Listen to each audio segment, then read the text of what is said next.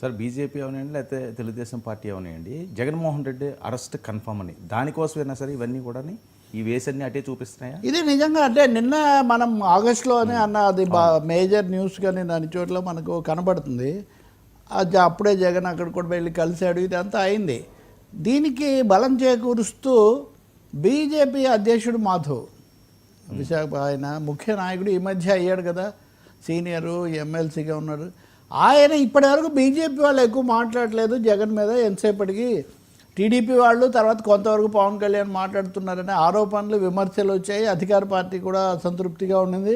నిన్న ఒక్కసారిగా మాధవ్ జగన్ అరెస్ట్ కాక తప్పదు, 1-2 కేసుల్లో ఆయన చిక్కుకొని ఉన్నాడు, ఒకటి కాదు అది లాగిన కొద్దీ వచ్చేటట్టుగా అక్కడ ఉన్నాయి, అటువంటిప్పుడు ఇంకా ఆయన ఎవరు కాపాడలేరు, ఆయన అరెస్ట్ అవుతారు అని చెప్పారు. ఆ తర్వాత పురంధేశ్వరి కూడా చెప్పారు, పవన్ కళ్యాణ్ వీళ్ళు సరే జనసేన వాళ్ళు.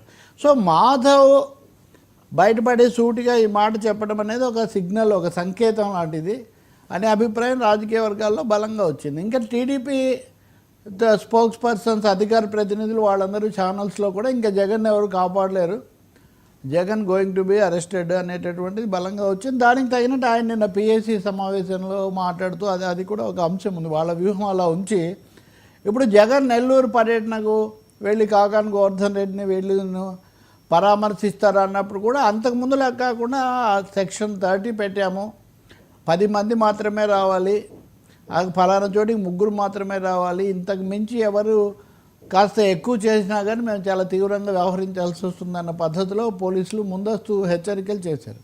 వైసీపీ వాళ్ళేమో అంటున్నారు, భూమన కరుణాకర్ రెడ్డి మాట్లాడారు, విష్ణు ఆయన మల్లాది విష్ణు ప్రతిపక్ష నాయకుడు వస్తే జనం చాలా ఎక్కువ మంది వస్తారు, ఎలా ఆపుతారు, ఇలాంటివన్నీ రేపు జరుగుతుంది ఆయన పర్యటన, ఇవన్నీ అంటున్నారు. కానీ ఫోర్స్ గతంతో పోలిస్తే మటుకు ఇదేదో జరగబోతుంది అన్నదానికి వాళ్ళు కూడా సిద్ధమైనట్టే, మనకు సిద్ధం అవుతున్నట్టే కనిపిస్తుంది.